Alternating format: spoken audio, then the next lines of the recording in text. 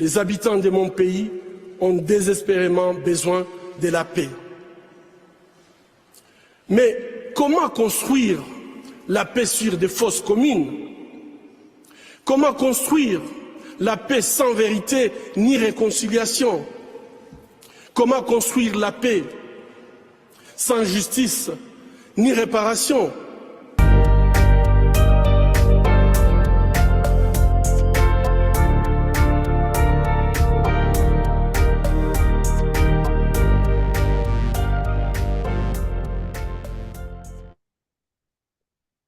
Amis auditeurs, chers téléspectateurs et téléspectatrices, bonsoir. C'est notre grand débat du dimanche soir, hein, le 24 aujourd'hui, donc le 24 novembre 2024. Comme d'habitude, vous le voyez, je suis avec notre panel, Amassifa Kitoumaini et Jean-Claude Ndongutse. Bonsoir, chers amis. Bonsoir. Bonsoir. Alors, nous allons aborder aujourd'hui 3 points essentiellement. Est-ce que vous pourriez, Jean-Claude, m'aider à rappeler les points qui constituent l'ordre du jour de ce soir? Là, je vais regarder parce que j'ai pas. Oui, Ah je oui, les ai. oui, Voilà, je les ai. Donc, l'actualité de ce soir, donc, on va parler de la visite de la première ministre Simino à Goma. Bon, on va parler de l'état de siège. Deuxième point, ça sera le front Sud Kivu. Les RDF seraient prêtes à prendre Ouvira et après. Hein.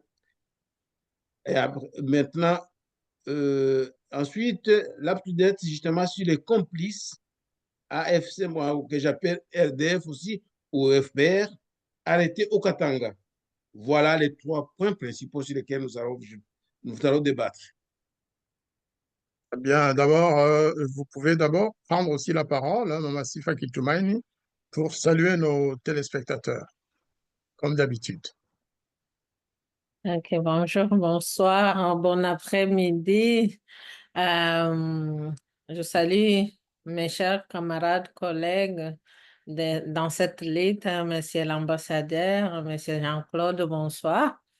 Je salue aussi nos téléspectateurs, nos auditeurs, auditrices qui nous suivent à ce moment pour discuter de l'actualité et surtout de la sécurité, des questions sécuritaires qui, dans notre région, surtout à l'est et dans la région des Grands Lacs. Je vous souhaite le bienvenu et espérons que nous aurons un beau débat. Merci. Bien, prof, Jean-Claude Ndongutse. Alors, c'est à mon tour, justement, j'ai dit bonsoir à Mama Sifa, bonsoir, monsieur l'ambassadeur. J'ai dit bonsoir aussi aux gens de Goma, aux gens de Rutshuru, aux gens de la région des Grands Lacs, tout simplement, et de Kinshasa, Kinshasa aussi. Et puis, je présente, j'allais dire mes excuses, c'était les aléas du direct la semaine dernière, quand j'avais dit que notre chaîne parlait du Congo, la seule chaîne francophone. Non, je voulais dire justement l'Est du Congo. C'est parce que sinon, les gens qui parlent en français, qui parlent du Congo en français, sont nombreux. Donc, c'est des aléas de direct. Au lieu de parler de l'Est congolais, je parlais du Congo. Donc, je remercie les gens qui m'ont remonté ce retour-là. Ça montre que les gens nous suivent vraiment. Et puis, je remercie les gens avec qui j'ai discuté cet après-midi, qui m'ont envoyé le retour, hein, parce que je leur avais envoyé justement notre programme de ce soir. Ils m'ont remonté le retour de ce qu'ils pensent de tout cela. On va en parler ce soir. On va parler d'abord de la visite de la première ministre, Madame Siminoa, à Goma. Est-ce que vous avez pu suivre, Mama Sifa, l'actualité pour savoir exactement ce qui s'est passé dans cette ville? Est-ce qu'éventuellement la première ministre aurait dit sinon, on a des documents, on a des éléments qui pourront nous aider, hein, qui vont nous aider sans doute à trouver ce qu'il faut pour alimenter notre échange de ce soir. Voilà. Je vous en prie, si vous avez des éléments à nous communiquer, eh ben, nous sommes tout oui pour vous écouter. Mama Sifa, Ah, En mute, peut-être? désolée, j'étais en mute. Donc, j'ai suivi quand même l'actualité de certaines chaînes locaux, des télévisions qui ont posté certaines vidéos sur la visite. Effectivement, la population de Goma était à l'aéroport pour attendre la première ministre. C'est ça. Excusez-moi. Oui, C'est la ça. première ministre. Et puis, on a quand même, les personnes qu'on a interviewées, il y avait beaucoup d'attentes sur cette visite. Donc, j'espère que la première ministre a répondu à certaines de ces attentes. Oui, c'était une visite d'évaluation, mais après l'évaluation, c'est ça ce que nous voulons savoir après, parce que de toutes les façons, on ne sait pas l'après, parce qu'aujourd'hui, elle a terminé sa visite en Ituri. Donc, on saura la suite dans les prochains jours, qu'est-ce qui a été décidé comme, comme solution, parce que la question, c'était la réévaluation ou l'évaluation de l'état des sièges et puis voir si elle peut, on peut garder le statu quo ou réévaluer cet état de siège. Donc, je pense qu'il est trop tôt de savoir des conclusions euh, qui vont sortir, mais j'espère que dans les prochains jours, on saura plus sur les conclusions. Merci. Jean-Claude Routier, quelques éléments supplémentaires où on passe directement les vidéos pour On couvrir. peut, on passe directement aux vidéos et puis bah, voilà. D'accord. Donc, dans ce cas-là, je vais essayer de partager la vidéo de la RTNC Nord Kivu Mhm. euh, pour attendez, que je puisse y arriver. Est-ce que vous voyez l'écran de cette télévision? Euh, le Est-ce que c'est- journal, bah, je nomme grande édition de Voilà, journal. c'est Ouais, ça. Voilà. Je vais donc jouer pour que vous puissiez entendre euh, comment il raconte la visite, l'arrivée déjà de la première ministre. mhm. Ah, les sons? le son, Le son n'y est pas? non. Non. C'est incroyable, hein. Pourtant, tout est bon pour le son. De plus en plus souvent, vous savez. Et ça, on va y arriver. Est-ce que là, ça marche? Souminois. Là, on voit. Mika, eh bien, Ouais. elle vient Ouais, ouais, ouais. d'arriver à Goma en début de l'après-midi. Nous allons vous proposer de la suivre. Regardez.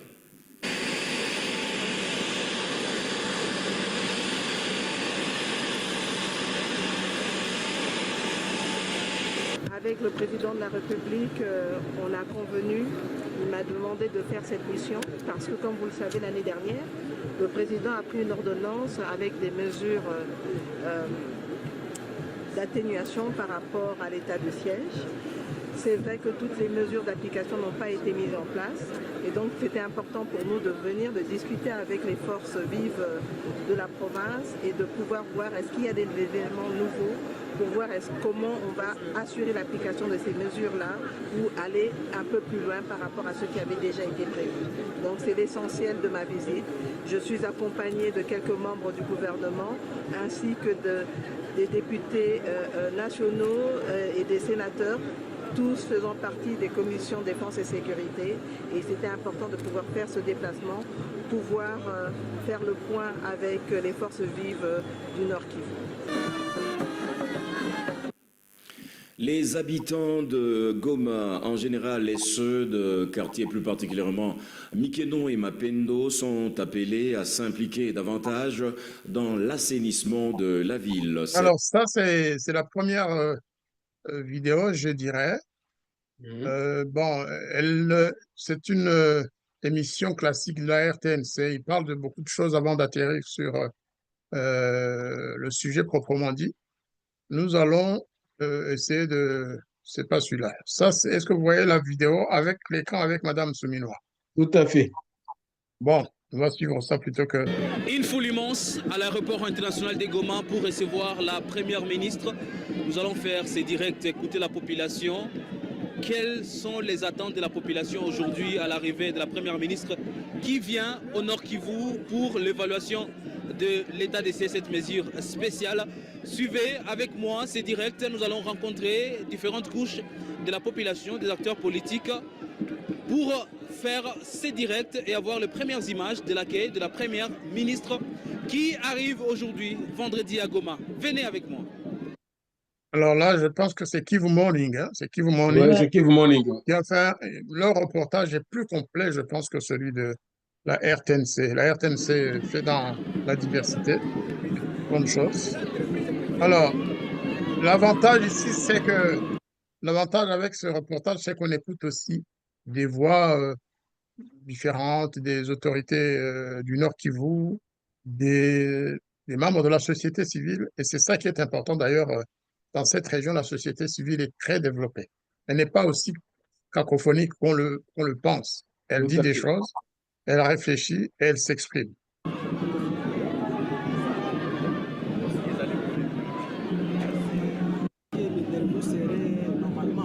Non, c'est avoir d'abord les attentes, comme les élus, quelles sont les attentes que vous avez par rapport à l'arrivée de la première ministre. Après, on va parler avec la population.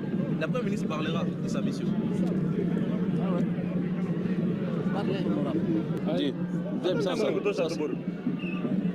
Honorable, bonjour. Bonjour, monsieur le journaliste. Aujourd'hui, nous sommes à l'aéroport pour recevoir la première ministre. D'abord, vous pouvez vous présenter? Je suis Kakulenzani Eli, député provincial Eli de Rutshuru. Quelles sont vos attentes aujourd'hui à l'arrivée de la première ministre?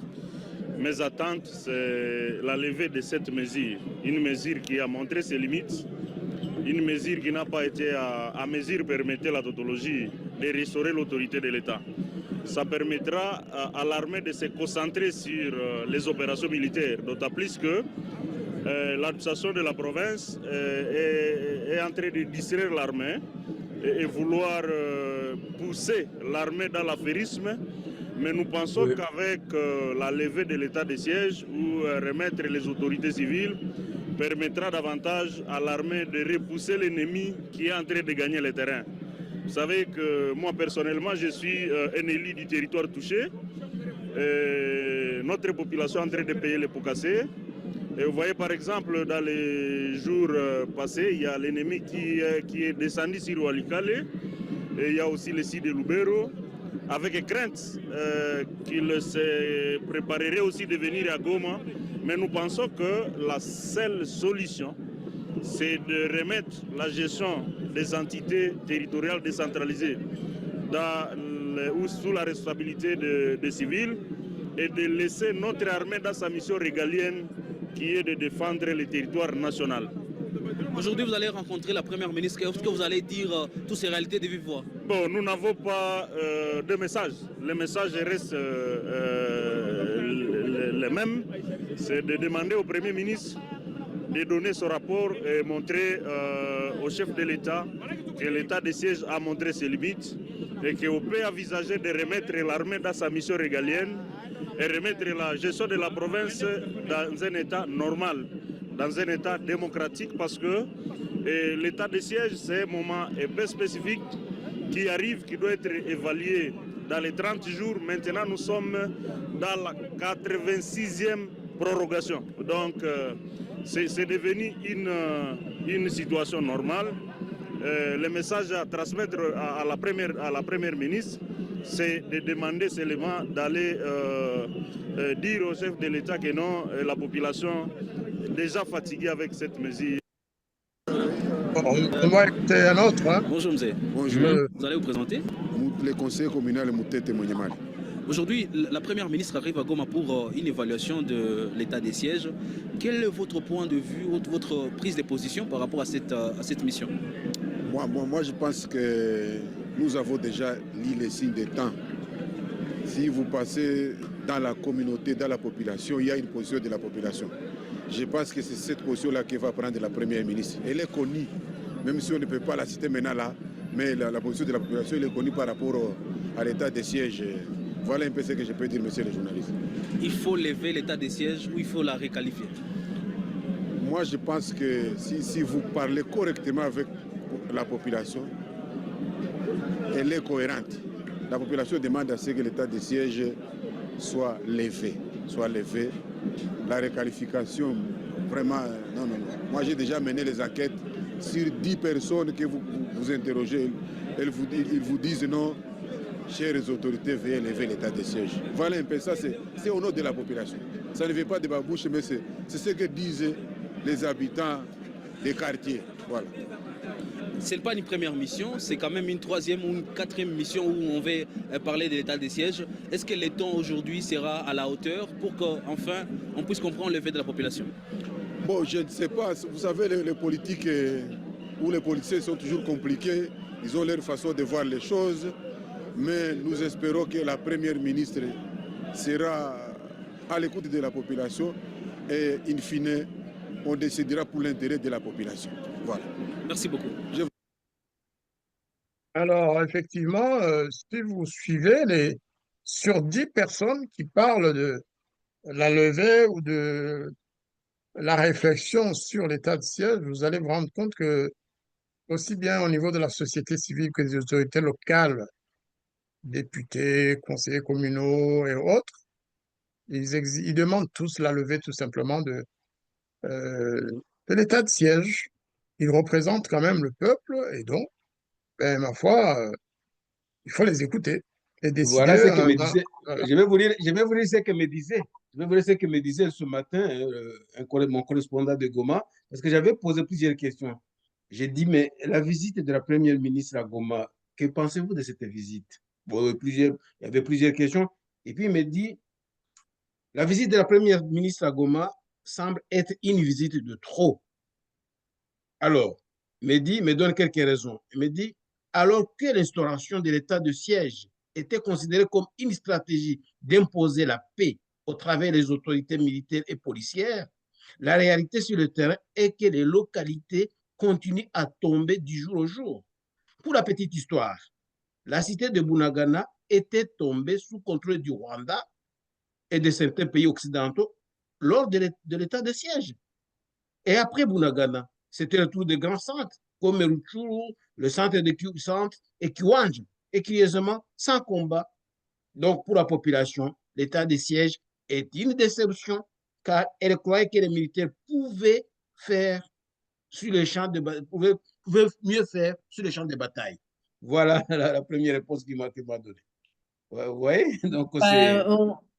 Je comprends la frustration de la population, mais la levée, qu'est-ce que la population propose? Parce que oui, on comprend, on sait que l'état de siège s'est montré incapable de résoudre ou de restaurer la paix.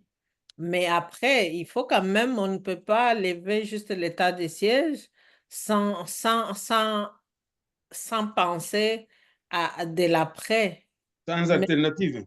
Oui, d'autres alternatives. Disons, oui, si les militaires ont échoué, est-ce que les civils vont être capables de restaurer la paix? Parce que la paix, il y a une combinaison de stratégies. Parce que pour moi, remplacer les autorités provinciales ne dit rien. Parce que de toutes les façons, pendant tout cet état de siège, il y a des militaires qui assument l'administration, mais aussi il y a d'autres militaires sur les champs de bataille. C'est pas à dire que l'état de siège a arrêté les militaires de faire leur travail. Mais par contre, moi, je me demanderais pourquoi l'armée ne fait pas son travail sur le terrain. Est-ce que c'est l'état de siège ou c'est le commandement? Parce que Voici, je vous donne un autre message d'un autre correspondant qui avait dans le même. Bon, il m'avait envoyé les images que je vous ai envoyées, mais sur les images, il avait ajouté ici, voici la situation quotidienne de Goma et ses environs. Bon, les images que je vous ai envoyées, la première victime était chef du camp des déplacés de Lushagala, Mugunga, entre parenthèses, tué par un militaire cet après-midi. Les deux autres ont été tués par un militaire au port, communément appelé Bisengimana, à Goma. Seul, mort et insécurité organisé résume toute la situation des secoués du monde. Le reste, c'est du théâtre, c'est du cinéma et de mauvaise foi. Et moi, j'ajoute de mauvais goût. Et ça, c'est moi qui l'ajoute. Voilà. Mais aussi, aussi, je peux dire, est-ce qu'ils ont vérifié réellement si ce sont des militaires ou les gens qui se sont déguisés et qui ont porté les uniformes de l'armée congolaise? Parce que ça aussi, c'est possible. Donc, moi, je me demande, c'est quoi qui manque réellement? Vous venez de parler des mauvais, comme la mauvaise volonté. De Mauvaise volonté, qui? mauvaise foi. Oui, de qui? Alors, euh, c'est ça où je trouve, oui, la levée, la population est fatiguée. En fait, la population demande la levée de l'état de siège parce que la population est fatiguée de l'insécurité, de la guerre. La population veut que les territoires occupés soient libérés comme ça. Les gens peuvent retourner chez eux, peuvent faire le business comme avant, comme c'est l'épanouissement. Mais maintenant, ils sont dans un coffre. Goma est devenu comme un coffre. Donc, c'est une frustration, c'est la fatigue, c'est l'incapacité des autorités, mais aussi, je trouve aussi la mauvaise volonté, comme vous venez de le dire. Parce que moi, les administrateurs, on peut les compter, mais que font l'armée? Que fait l'armée? C'est ça. Parce que si l'armée faisait son travail, j'imagine que l'état de siège ne serait pas, ou les administrateurs militaires ne seraient pas un problème. Mais on a quand même vu que l'armée, tantôt ils sont dans le cessez, je pense même jusqu'à présent, on est dans un cessez-le-feu. Je me demande quand est-ce que ça va arrêter. Alors, il y a des problèmes que soulignent certains membres de la société civile, parce que j'ai eu aussi des contacts avec eux. Alors, ils me disent, en fait, l'armée prend trop d'espace au niveau administratif, sans répondre aux vrais besoins de la population et sans s'occuper de ce qui doit être fait par l'armée, c'est-à-dire repousser les agresseurs, reprendre les territoires occupés par le Rwanda et le M23 et les AFC. C'est ça qu'ils reprochent, en fait. C'est ça qu'ils reprochent à l'armée. Ils disent, si l'armée fait son travail, c'est-à-dire de se battre contre l'agresseur, alors qu'on a des administrateurs civils, c'est-à-dire parce que toute l'administration, apparemment, elle est occupée majoritairement par des militaires, et ce n'est pas nécessairement leur fort. Alors ils disent, chacun son travail, nous, qu'on nous laisse travailler un peu comme dans le Sud Kivu, après tout, à Bukavu, il n'y a pas d'état de siège. Dans le Sud Kivu, il n'y a pas d'état de siège. Et la situation semble fonctionner presque normalement. Et le président Tshisekedi, moi j'ai l'impression qu'il va finir euh, par écouter la population quand même, parce que ce n'est pas normal que tout le monde dise la même chose. Ben oui, ben oui. Après Ben tout, oui. c'est leurs intérêts. C'est eux qui sont les derniers bénéficiaires de l'état de siège, de tout ce qui est bon et de tout ce qui est mauvais. On va lire un article au pic de l'info. C'est un journal du Nord Kivu. Je vais essayer de le partager. Voilà, c'est ça. Est-ce que vous pouvez lire l'article, Jean-Claude? Alors, Nord Kivu maintient requalification ou levée de l'état de siège. La première ministre Souminois consulte les couches sociales. Alors, donc, il faut monter parce que Là, encore. Après là, les c'est une images. photo de la première ministre avec le gouverneur provincial, Oui, voilà. le général Tchimwami. Voilà, bon, Voilà. voilà. La chef du gouvernement a atterri ce 22 novembre 2024 en ville de Goma.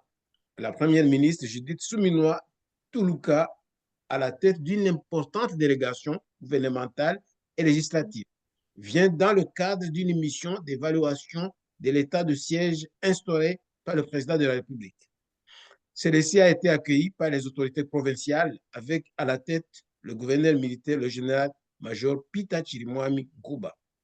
Donc, cette visite est axée sur le recueil des avis sur l'avenir de l'état de siège avec trois options à considérer. une levée totale, une requalification ou le maintien de l'état actuel. Voilà. Là, c'est en photo le général Chimami et le ministre Mouyaya. d'État Mouyaya. Voilà. Voilà. Voilà. À son arrivée, Judith Suminwa Tuluka a souligné devant la presse l'importance de sa mission qui inclut également une visite à Ituri pour un exercice similaire. Donc, elle a promis de transmettre les résultats de ces consultations au président de la République tout en insistant sur le fait que le choix final dépend de l'autorité présidentielle. Donc, la première ministre a passé toute la nuit à dialoguer avec différents groupes, dont les élus provinciaux, la société civile, les organisations des jeunes, les organisations des femmes, les mouvements citoyens, les membres des partis politiques de la majorité et bien d'autres. Robert Habinshuti Seninga, président de l'Assemblée provinciale, a partagé les impressions de leurs échanges, confirmant l'écoute attentive de la première ministre. Il a précisé que la décision finale sur l'état de siège repose entre les mains du président, tout en laissant entrevoir que toutes les trois options étaient sur la table. Alors, les mouvements citoyens, de leur côté, reconnaissent les efforts déployés dans le cadre de l'état de siège et appellent à ce que la décision soit laissée à la discrétion du président. Après plusieurs discussions avec des autorités de haut niveau, ces acteurs estiment que la situation actuelle pourrait être renforcée par une continuité et un renforcement de la conception de l'état de siège en accord avec les aspirations de la population en matière de sécurité. Pour rappel, il y a de cela environ une semaine, qu'une délégation des députés nationaux avait déjà exploré les réalisations du gouverneur militaire du Nord Kivu afin de vérifier les avancées rapportées. Impressionnés par les résultats observés, ces élus ont exprimé leur soutien indéfectible à l'autorité en place. Il tient tout de même de préciser que c'est vers la fin de ce mois que la première ministre remettra son rapport d'évaluation de l'état de siège au président de la République.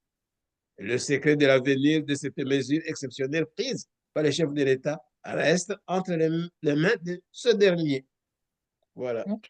Voilà, c'est un article de stoïcien Uskai Luembo.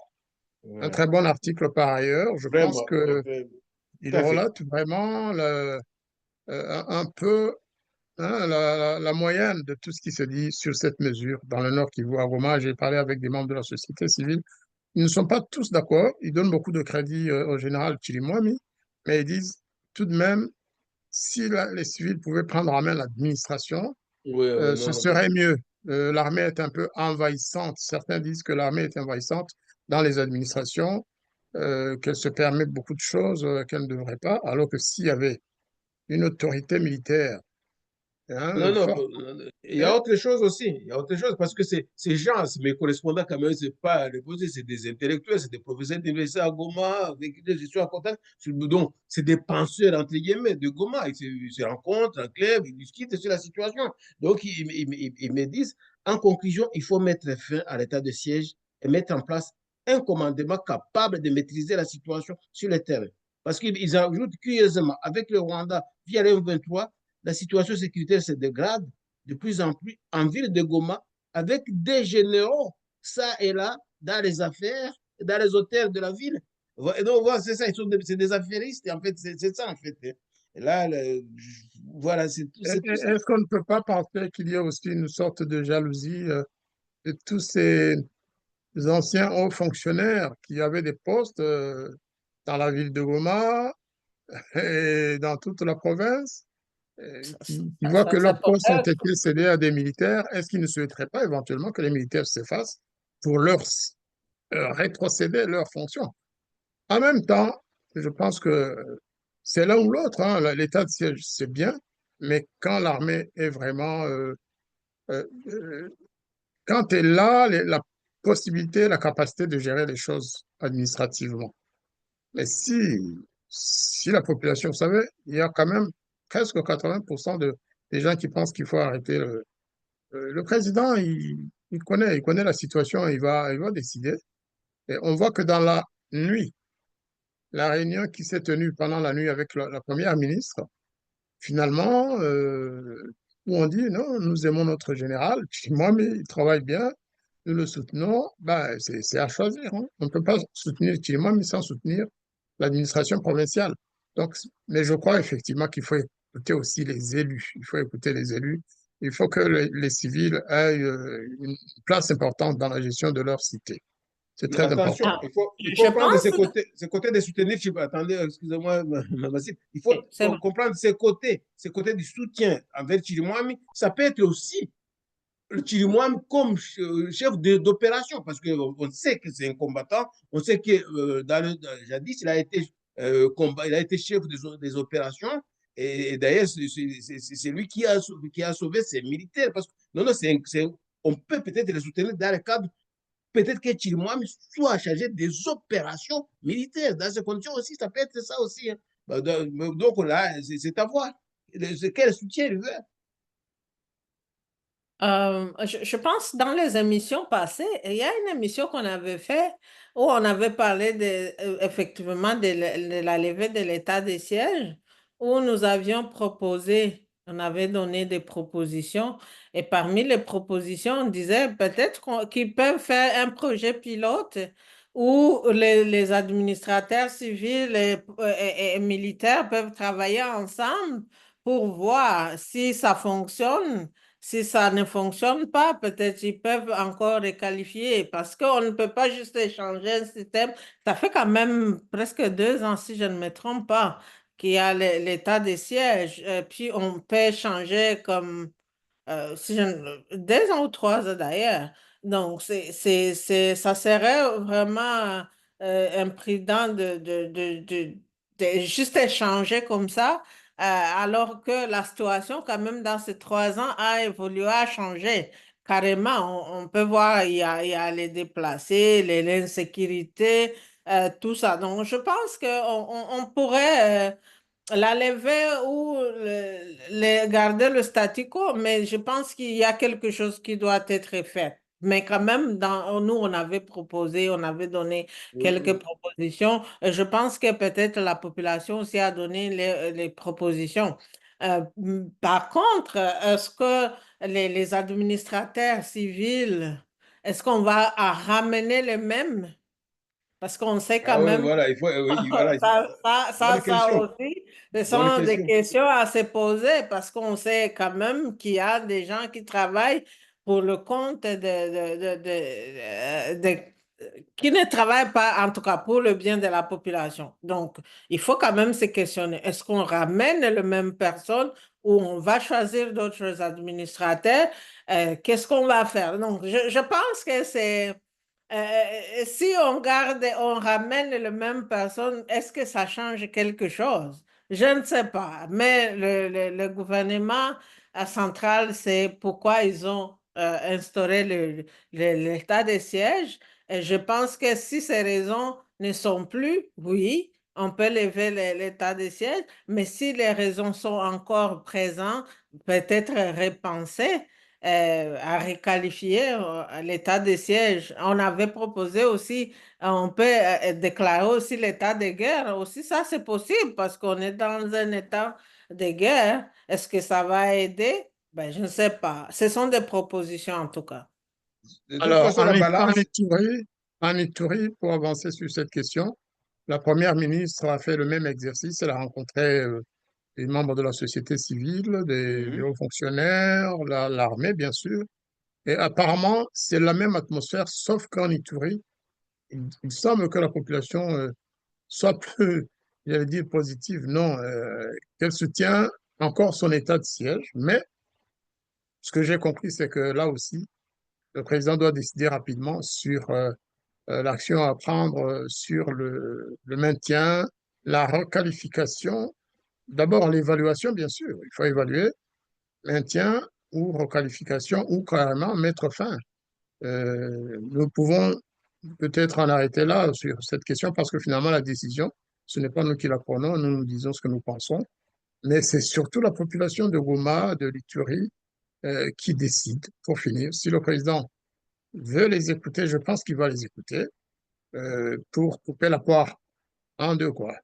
Je crois que le président trouvera une solution qui puisse quand même répondre aux préoccupations de la population et donner sa place à la société civile et aux administrateurs civils, tout en maintenant un certain regard des militaires, hein, des gouverneurs militaires. D'ailleurs, pourquoi on ne mettrait par exemple pas l'administration de la ville de Goma sous contrôle civil, mais avec la présence de l'armée pour garantir la sécurité de la ville de Goma? C'est ce qu'on avait Comme dit. ça, on saurait qui fait quoi. Si l'administration entre les mains des civils ne marche pas, on sait que c'est l'administration civile. Et si la sécurité de Goma n'est pas garantie, eh bien, elle ne le sera pas par la faute des militaires. Alors que maintenant, lorsqu'il y a des tueries, on dit toujours c'est le gouverneur qui m'a mis ou c'est les militaires, alors que c'est peut-être des civils qui tirent les ficelles. Donc, les deux, ça peut être un système mixte, combiné, quoi, comme je En tout pense. cas, la balance penche vers ce est en faveur de ceux qui réclament la levée. Pourquoi? Parce que ils ont un argument qui fait mouche. Ils ont un argument qui fait mouche parce qu'ils disent, attendez, la situation s'est dégradée. Les camps de, j'allais dire camps de concentration, pardon. Les camps de déplacés se sont multipliés sous l'état de siège. Donc, ils ont un argument vraiment qui fait mouche. Très bien. Alors, on va attaquer le deuxième point qui était, Jean-Claude Ndongo, c'est le deuxième point que vous avez cité. Et nous Le devons... front du Sud qui vous prendre Ouvira, les forces rwandaises, les FPR. Alors, qui a des renseignements sur cette question? On en avait parlé, on en avait parlé la fois passée déjà, parce que les renseignements qu'on savait, on avait que c'était toujours en gestation, on savait qu'il y avait cette préparation. Oui, des renseignements, c'est toujours on savait qu'il y avait cette préparation. Hein. Et les Rwandais ne s'en est pas caché parce que quand ils ont changé justement les directeurs, les directeurs de l'hôpital, en étant médecin et major médecin, donc c'était en perspective de cette guerre. Donc tout est connu. Donc moi, pour moi, rien n'a changé. J'ai Alors, suivi aussi dans certaines discussions sur YouTube aussi des membres de la communauté Banyamulenge qui dénoncent l'implication de certains membres de la communauté dans ces plans machiavéliques qui a comme mission d'exterminer une partie des Banyamulenge et puis de dire que c'est le gouvernement congolais qui a commis les génocides. Donc, ils sont en train de préparer un génocide contre les Banyamulenge et puis en faire une histoire de l'État congolais. Donc, c'est désolant de voir comment certains membres d'une communauté peuvent comploter vraiment pour décimer le leur. C'est épeurant, comme disent les Québécois, en tout cas. alors, en fait, certains Banyamulenge qui ne sont pas qui n'appartiennent pas à l'aile contrôlée par Kigali accusent nommément certains Banyamulenge et ceux qui, à l'époque d'ailleurs des AFDLR, eh bien, avaient conduit la guerre à la fois au sein de l'AFDL, qui avait quitté Kinshasa lorsque Kabarebe est parti, et qui s'étaient retrouvés les uns à Goma, les autres à Bukavu et les autres dans d'autres villes. Et ils ont cité nommément M. Moïse Nyarugabo, qui se trouverait à Kigali ces derniers jours, et qui a participé à des réunions avec James Kabarebe pour justement lancer cette attaque sur le Sud Kivu. Et le prix de ça, Kigali leur dit, écoutez, si vous voulez que nous puissions vous aider à prendre le pouvoir et à créer votre État, votre pays à vous, dans le Sud Kivu, eh bien, il y a un prix à payer. Le prix à payer, c'est que les Banyamulenge soient victimes de massacres. Alors, il faut inventer n'importe quel subterfuge pour qu'il y ait des massacres contre les populations Banyamulenge. Et après avoir trouvé un prétexte qui s'est avéré inopérant parce que l'armée burundaise qui est dans le sud qui voulait FARDC et d'autres alliés, ils se sont rendus compte justement que Kigali parlait beaucoup de FDLR, de FLN qui se trouverait du côté de Rurambo. Et qu'est-ce que l'armée burundaise a fait? Elle a vérifié, effectivement, il y avait quelques membres des anciens FLN, je pense, de ce côté-là. Eh bien, ils les ont convoqués et ils leur ont donné, semble-t-il, l'ordre de déguerpir. Ce que les FLN en question ont fait parce que l'armée burundaise disait, si vous restez ici, et si vous donnez l'occasion ou l'opportunité ou le prétexte à Kigali de nous attaquer ici, eh bien, ce sera justement considéré comme ça que les Hutus du Rwanda sont venus pour massacrer les Banyamulenge. Ils ont dit, alors vous déguerpissez. Nous ne voulons pas donner à ces gens l'occasion ou le prétexte de venir créer des troubles dans cette région. Selon certains Banyamulenge de Rurambo même, Rurambo, pardon, du sud justement, vers Uvira, apparemment, ces membres de, eux, ils les appellent les Interahamwe. Ce ne sont pas des Interahamwe. Il faut que ces gens aussi arrêtent de raconter n'importe quoi. Ce sont des réfugiés, peut-être en armes, qui sont de ce côté. Eh bien, ils ont dégagé, ils ont quitté la région. Et Kigali, constatant ainsi que le prétexte allait leur échapper, ils ont fait une réunion très, très urgente et ils ont décidé d'entrer. Normalement, ils devaient l'avoir fait pendant ce week-end, attaquer Uvira, prendre la cité, plutôt le territoire de Rurambo en tenaille, provoquer des massacres. Et qui devait faire les massacres? C'est Twilgo des Banyamulenge en armes, qui travaille avec Kigali. C'est eux qui devaient faire le sale boulot et donner ainsi justement le prétexte rêvé à Kagame pour intervenir dans le sud Kivu. C'est ce qui se dit. Est-ce que ces Banyamulenge qui nous racontent ça, ils ont raison ou tort? Toujours est-il que l'armée burundaise, ou plutôt le gouvernement burundais aussi a dénoncé toutes ces annonces de Kigali et de leurs groupes alliés, et Twirwaneho et autres. Twirwaneho qui parlait de génocide préparé par le Burundi, par la RDC, par les FARDC, par justement les Interahamwe, comme ils disent. Et le gouvernement burundais a démenti tout ça. Ils ont dit qu'il n'y a point de violence ici. Et les populations même de Rambo, elles ont annoncé aussi qu'elles s'étonnaient de cette annonce de génocide alors qu'il y a la tranquillité dans cette région. Voilà, mais pour Kigali, l'affaire est bouclée.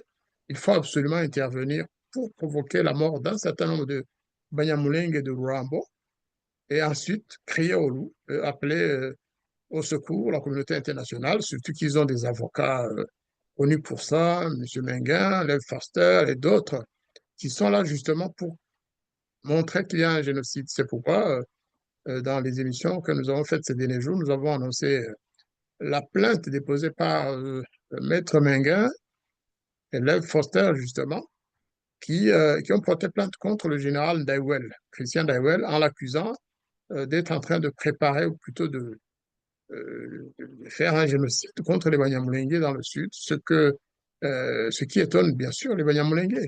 Mais le projet de Kagame, c'est le même qu'il a exécuté au Rwanda, qu'il a mis en place en tuant des Tutsis par sa propre armée, et ensuite mettre ça sur le dos de l'armée rwandaise et du gouvernement d'Abiyarimana.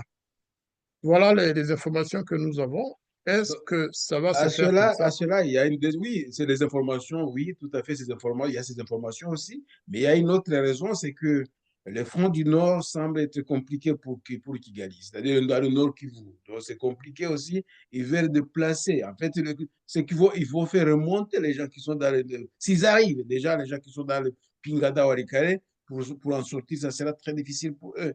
Bon, donc ils veulent vraiment, parce que le Nord Kivu, ça devient compliqué pour eux. Il y a cette raison aussi. Et puis Maître Mengue, moi j'avais pensé que Maître Mengue, vraiment, l'histoire des Imbonerakure sur France 3, j'avais pensé que ça allait lui laisser une leçon. Mais Keneni, mais c'est vrai que ça ne peut pas lui laisser des leçons parce qu'il y a, Alors que quand l'argent tombe, la manne tombe de Kigali, il ne peut pas faire autrement. C'est l'argent, c'est Kambanda qui l'explique très très bien. Kambanda disait même, Maître Kambanda disait que détenir même les preuves par rapport à Maître Mengue. Bah, il le dit, Kambanda, il ne s'en cache pas. Il dit, je détiens des preuves par contre Maître Mengue. Donc là, vu qu'il a l'argent de Kigali, voilà, il peut faire tout ce que... Mais il y a cette raison aussi, parce que le Nord Kivu semble compliqué pour lui. Voilà, là aussi, c'est un sujet sur lequel nous ne pouvons rien dans l'immédiat, mais le signaler et donner notre point de vue n'est pas une ingérence dans les affaires intérieures de la RDC parce qu'il s'agit de la RDC. Lorsqu'un avocat belge porte plainte contre le chef de la DEMIAP pour génocide contre les Banyamulenge, il a cité trois ethnies, les Banyamulenge, les Tutsis et les Hema, que le Congo est en train de commettre un génocide contre ces trois ethnies. Alors, j'ai l'interview de Maître Mengue par la télévision rwandaise. Je ne sais pas si on l'a déjà passé sur cette chaîne dans nos Non, moi ça, émissions. non. Je vais la retrouver. En attendant, je donne la parole à Mama Sifa pour donner son point de vue. Moi, ça ne m'étonnerait pas de voir les Occidentaux s'ingérer dans cette affaire. Moi, en 2019, quand je commençais l'université, ma maîtrise à Saint-Paul, j'attendais toutes ces histoires du génocide de Banyamulenge en préparation. Quand même, ça fait 5 ans. Donc, c'est-à-dire, c'est un projet à long terme et cherche toujours le moyen de, de, de réaliser ça. Et à cette époque, c'est là où je pense le chef de l'État avait annoncé l'état de siège. Mais le Rwanda espérait que l'état de siège sera annoncé aussi au sud Kivu. Parce que le génocide, c'est un crime d'État. Ce n'est pas un crime entre les civils, sinon ça serait des massacres intercommunautaires, des crimes de guerre, mais ça ne sera pas le génocide. Donc à cette époque, il paraît que certains frustrés de Kigali espérer que l'état de siège sera annoncé aussi au sud Kivu.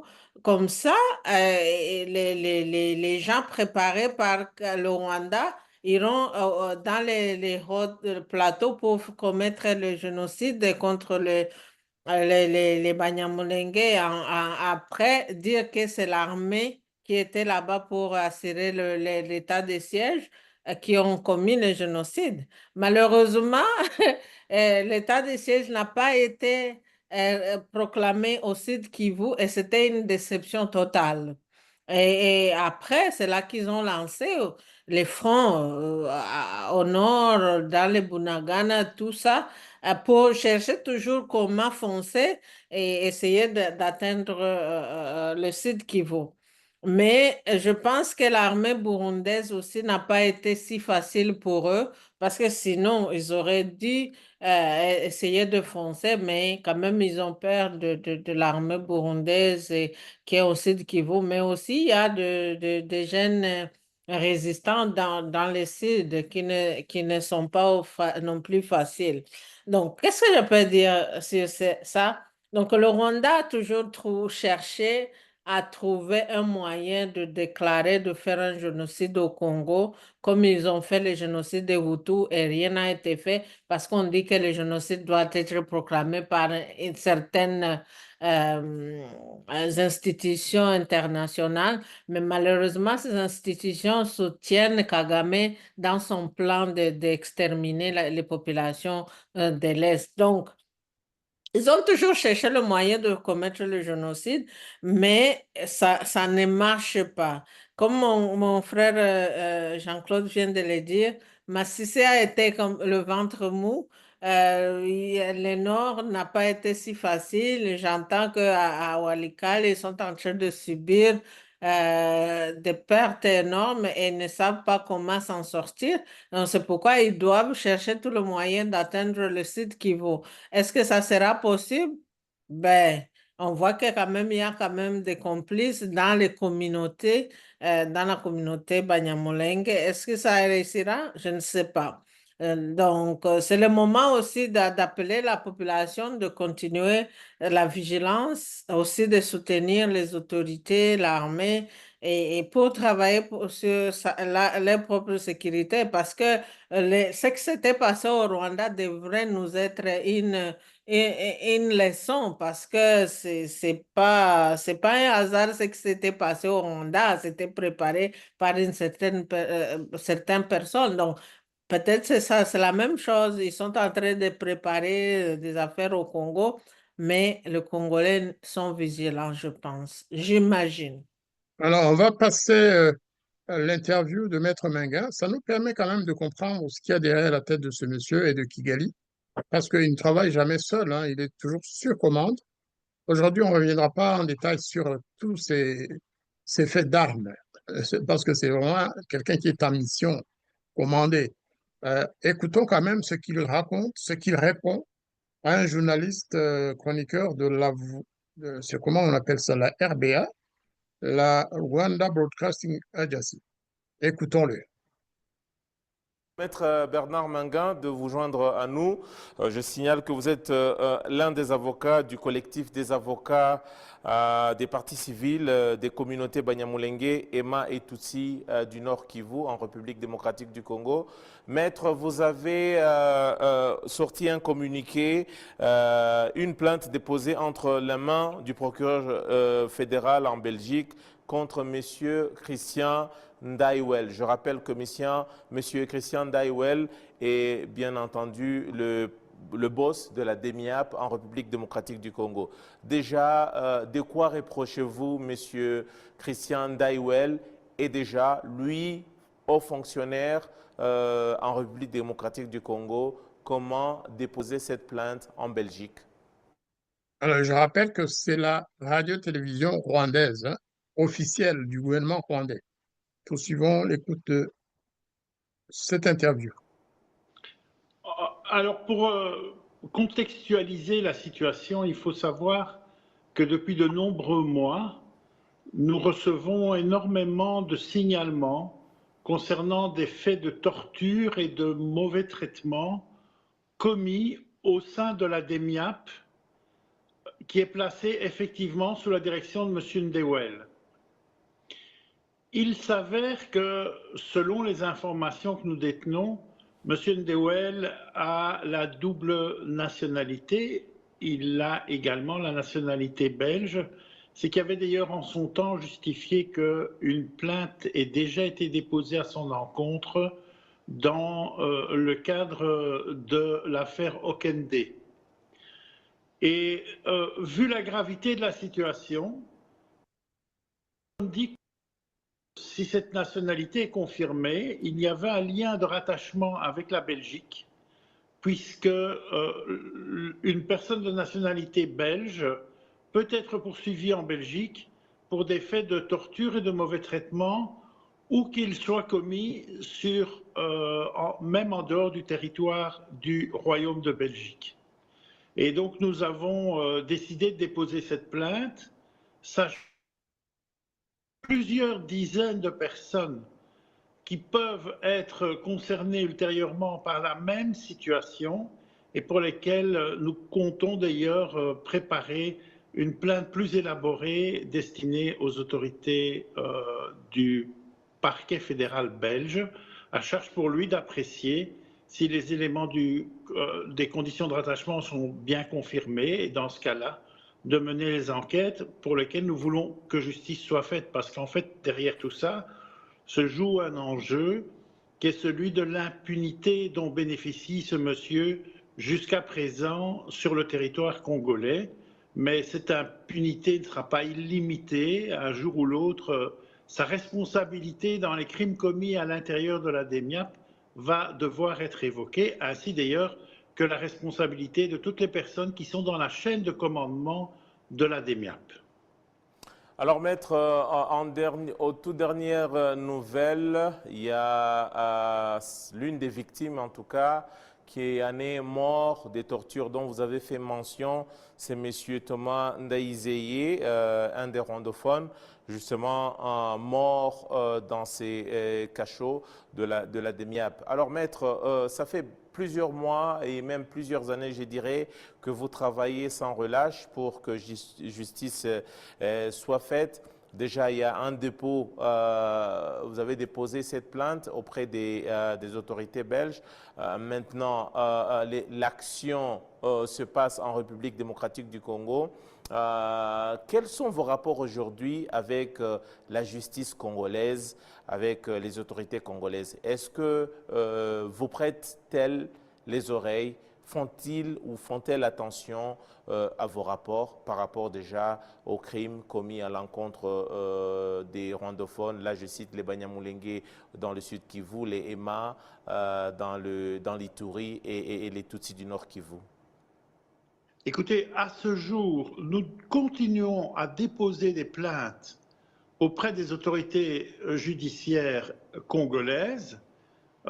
Nous le faisons d'ailleurs avec beaucoup de courage dans le chef de mes confrères congolais, mais à ce jour, malgré ces plaintes, nous n'avons pas encore eu de réaction ni de poursuite, ni contre les auteurs de discours de haine, ni contre les criminels. Et d'ailleurs, c'est la raison pour laquelle nous avions déposé également et dénoncé les faits auprès du procureur à la Cour pénale internationale, puisque l'État congolais est parti au traité de Rome, qu'il y a une compétence, mais qui n'est que subsidiaire de la part des autorités de la Cour pénale internationale. Mais ceci démontre qu'il y a un véritable problème sur le fonctionnement de la justice. Nous ne sommes que des auxiliaires de justice, c'est-à-dire les avocats sont chargés de recueillir des plaintes quand il y a des faits constitutifs de crimes ou d'infractions et de veiller à ce que leurs clients obtiennent justice. Dans le cas d'espèce, il y a un véritable problème qui se pose, mais vous savez que le fonctionnement du judiciaire s'inscrit dans le long terme et nous, en tout cas, nous n'allons pas arrêter, que ce soit aujourd'hui, demain, dans 6 mois, dans 1 an, dans plusieurs années, nous verrons comment les choses vont évoluer. D'ailleurs, à cet égard, à partir du moment où des sujets de nationalité belge sont concernés par des mesures constitutives de torture ou de traitement inhumain dégradant, je suis aussi intéressé de voir comment sur le plan du gouvernement belge, il y aura une réaction ou non à l'égard des faits que nous dénonçons. Vous parlez bien des autorités belges, vous avez fait également mention des autorités congolaises, du moins de la justice congolaise. Maintenant, mettre la question des massacres et même du génocide des rwandophones dans le sud et le nord Kivu et même dans l'Ituri, ça a été aussi, c'est une question aussi bien connue et évoquée par la représentante du secrétaire général des Nations Unies en charge de prévention des génocides, Madame Ouaïrimou, qui a même évoqué ça très récemment. Sur le terrain de la justice internationale, y a-t-il des avancées aujourd'hui, justement pour qu'aujourd'hui ou demain, toutes ces personnes comme Christian Daiwel et d'autres personnes responsables de ces massacres, de ce génocide, soient traduites un jour ou l'autre devant les instances internationales? Écoutez, je pense qu'il y a une grande avancée qui a été posée par la conférence de presse récente de la représentante spéciale du secrétaire général des Nations Unies, puisqu'au fond, on a reconnu la justesse de nos observations depuis plusieurs années. C'est-à-dire que ce qui est en jeu dans l'Est du Congo, que ce soit au préjudice des Banyamulenge, des Ema ou des Tutsis du Nord Kivu, c'est une véritable épuration ethnique qui s'apparente à une pratique de génocide. Et c'est évidemment, ce n'est pas une reconnaissance judiciaire encore, mais c'est une étape considérable. Moi, ce qui m'intéresse, c'est de voir maintenant comment moralement, éthiquement, mais aussi judiciairement, les autorités des États qui ont signé les conventions préventives de génocide vont désormais réagir. Parce qu'il y a des obligations à charge des États concernés, dont la Belgique, mais aussi les autres États qui ont été signataires de cette convention, et nous allons voir exactement quelle va être la réaction. Et vous savez que le procureur à la Cour pénale internationale a annoncé qu'il entamait des enquêtes, notamment en ce qui concerne les Tutsis du Nord Kivu. Vous savez aussi que nous avons fait part à la fois de notre contentement par rapport à cette décision qui a été prise, mais aussi de nos interrogations et notre perplexité, parce que ce que subissent les EMA avec les Codeco et ce que subissent les Banyamulenge dans la région de Minembwe est du même acabit, et il n'y a pas de raison de ne pas mener des enquêtes et de ne pas poursuivre les auteurs des crimes. Maître Bernard Mangan, merci beaucoup d'avoir accepté notre invitation et surtout d'avoir éclairé le public par rapport à cette question sur la situation des crimes de génocide qui se vit notamment dans la partie orientale de la RDC, dans la région d'Ituri, également dans le nord Kivu et au sud de Kivu. Merci beaucoup, Maître Bernard Mangan. Je rappelle que vous êtes l'un des avocats du collectif des partis civils des communautés Banyamulenge, EMA et Tutsi du Nord Kivu. Merci beaucoup, maître. Vous avez bien entendu. Vous avez entendu les exploits de Maître Mangan. Il est parvenu à mettre dans la tête de ses clients qu'en fait, il y a un génocide en cours chez les rwandophones. Et ces rwandophones, d'après lui et d'après le journaliste rwandais, ces rwandophones, c'est les Banyamulenge, les Tutsis du Nord Kivu et les Hema. J'ignorais que les Hema parlaient Kinyarwanda, je ne savais vraiment pas. Non plus. Alors, si vous pouvez donner quelques... On ne va pas trop discuter sur le discours de M. Mangan, mais si vous avez des choses à dire, c'est le moment. J'ai vu aussi, il y a une autre entrevue qu'il avait fait dans le New Times en 2023, et il parlait de la même histoire. Donc, moi, en écoutant ce qu'il vient de dire, ce que je peux dire à la population congolaise, il y a quelque chose qui se cuisine derrière le rideau et on ne sait pas c'est quoi. La seule chose, en tant que population, il faut se protéger, mais aussi savoir, comprendre ce qui se passe. D'abord, nous voyons ce qui se passe ici, c'est la distorsion de l'histoire, la distorsion des faits, et ils essayent de changer l'image, comme on a toujours dit. Le Marchand, j'aime lire ces articles où il parle comment les bourreaux se font toujours des victimes et les victimes deviennent des bourreaux. Et c'est ça ce qu'on est en train de voir. Lui, il parle d'un génocide, mais un génocide de rwandophones qui commet un autre génocide contre le rwandophone. Parce que quand il parle de rwandophones, c'est pourquoi moi je n'aime pas quand on nous met dans une boîte à outils de rwandophones où le Rwanda va rentrer quand il cherche à serrer les bourreaux de certaines personnes, il va chercher dans la boîte à outils de la rwandophonie. Mais là, d'ailleurs, il faut que les gens, surtout de l'Est, qui se pensent qu'ils sont dans cette boîte de rwandophones, ils ne sont pas, parce que M. Mengue et certains membres de Banyamulenge, il a précisé. Donc, le rwandophone, ce sont des Tutsis, des Banyamulenge et des Hema, ce que je ne savais même pas. Donc, d'abord, ils sont en train de catégoriser eux-mêmes.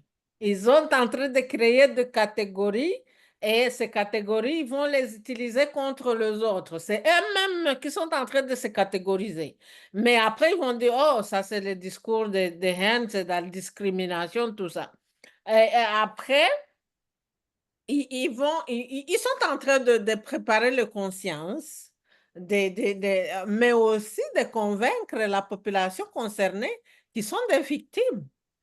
Parce que il faut d'abord les préparer psychologiquement, d'accepter qu'ils sont des victimes, même s'ils savent très bien qu'ils sont des bourreaux, mais il faut créer cette image de victime pour pouvoir convaincre les nations et surtout, ben, moi je dirais même c'est pas convaincre parce que les nations, l'Union européenne, tout ça, ils sont derrière Kagame.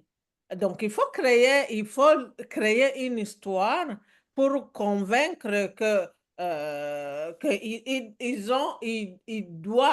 ils sont dans la responsabilité de soutenir le Rwanda dans tout ce qu'il fait. Donc, M. Menge, il est au service du Rwanda, mais il sait ce qu'il est en train de faire.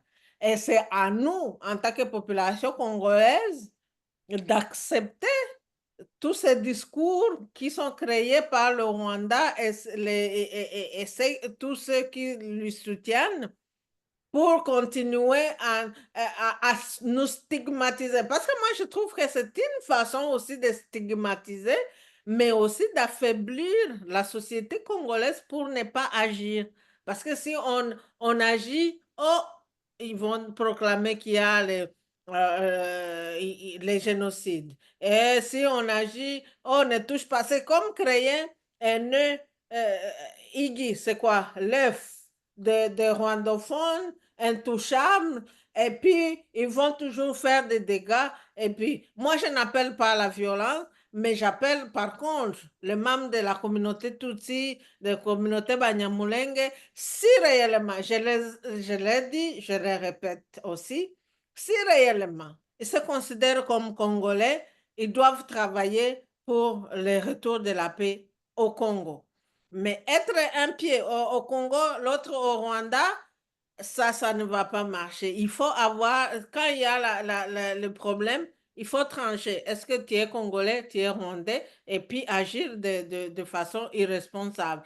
Et moi, le monsieur Menge, il travaille pour le compte du Rwanda, donc il ne peut dire autre que ce que le Rwanda lui dicte de dire. Donc, c'est Alors, il accuse le gouvernement congolais de perpétrer un génocide contre les Hema en accusant le Codeco. Est-ce que le Codeco est un groupe qui travaille avec le gouvernement congolais ou avec les FARDC? C'est l'inverse. C'est un groupe rebelle qui est combattu par l'armée congolaise dans l'Ituri. C'est vraiment la première cible même des FARDC dans cette région. Et comme par hasard, c'est eux qui l'accusent de commettre un génocide contre les Hema parce qu'ils sont rwandophones, mon Dieu. Rwandophones, les Hema ne sont pas rwandophones. C'est un monsieur qui il n'a rien compris, monsieur Menga. Et enfin, alors, il a cité aussi une déclaration de Mme Alice Wairum de Ritu, qui est Special Advisor, conseiller spécial de M. Antonio Guterres, qui avait visité le mémorial du génocide des Tutsis à Kigali l'année dernière, je pense. Eh bien, quand elle en est revenue, croyez-moi, elle avait complètement changé. C'est là qu'elle a commencé à parler de projets de génocide contre les Tutsis et les Banyamulenge dans le sud Kivu notamment. Et elle a fait une déclaration. Plus tard, bien sûr, elle l'a regretté parce que les experts des Nations Unies qui, eux, ont fait une longue enquête, qui ont séjourné dans le pays, qui ont rencontré les populations Banyamulenge et qui disent non, il n'y a jamais eu de génocide contre nous, en tout cas pas perpétré par le gouvernement congolais ni par qui que ce soit. Parce que, comme Mama Sifa le dit, beaucoup de Banyamulenge aujourd'hui sont révoltés par des discours comme celui de Menga et d'autres. Ils disent, mais ces gens souhaitent pratiquement, ils veulent que nous soyons massacrés pour qu'on parle de génocide contre nous et pour permettre au Rwanda d'attaquer le Congo. Et ils citent nommément les leaders, les anciens leaders du RDC, notamment Moïse Nyarugabo, Azadea Souvelwa, et les Banyamulenge maintenant commencent à les appeler des génocidaires parce que c'est eux qui sont en train de préparer un génocide contre leur peuple via bien sûr l'armée rwandaise et les Twirwaneho et les Red Tabara. Oui, on peut, je pense, dormir tranquille. Cette accusation ne passera pas. Et les Banyamulenge seront les premiers à bloquer cette affaire parce que trop, c'est trop, je pense. Hein. Mais moi, je me questionne pourquoi ils ont attaqué monsieur, le monsieur Christian qui est chargé des services de renseignement. Parce que moi, je trouve que il est en train de casser leurs plans. Ils avaient des plans, ils avaient planté leurs pions et avec monsieur, c'est comme s'il est en train de casser les ponts qu'ils avaient déjà construits pour réaliser leur plan. Maintenant, ils cherchent à lui couper les mains comme ça, ils vont continuer à progresser, mais aussi c'est une façon de l'empêcher de fonctionner, de travailler dans toute la liberté. Donc, je pense qu'il est, c'est une pierre qui à chaque fois qu'il cherche à progresser, il se heurte au travail de ce monsieur, tel que le point que nous allons discuter dans la prochaine étape sur les pions que Kigali a implantés au Congo. Donc, il voit que ce monsieur, il est en train de les empêcher d'arriver de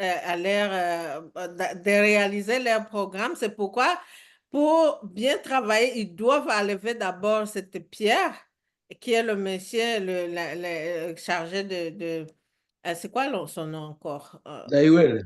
Le général Christian Ouais, donc Dabour. il cherche tout le moyen pour enlever M. Daiwel dans leur chemin parce qu'il voit que c'est une pierre qui les empêche de progresser. Mais est-ce que ça va aboutir? De toutes les façons, je ne pense pas.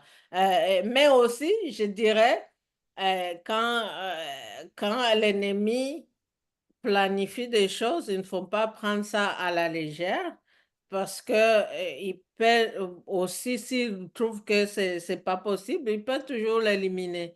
Donc, il faut que M. Daiwel fasse aussi attention, mais aussi former d'autres personnes de toutes les façons qui vont travailler avec lui. Et c'est ça, le problème que nous avons toujours en Afrique, quand il y a un bon leader, il ne cherche pas à former les gens qui vont lui remplacer. Et quand il part, c'est un chaos. Donc, je pense qu'on doit être quand même vigilant. M. Ndaiwel doit faire attention, mais aussi former d'autres Ndaiwel qui vont continuer le travail, même s'il prend sa retraite, même s'il quitte ce poste, mais quand même que son esprit d'Ndaiwel continue à faire le travail.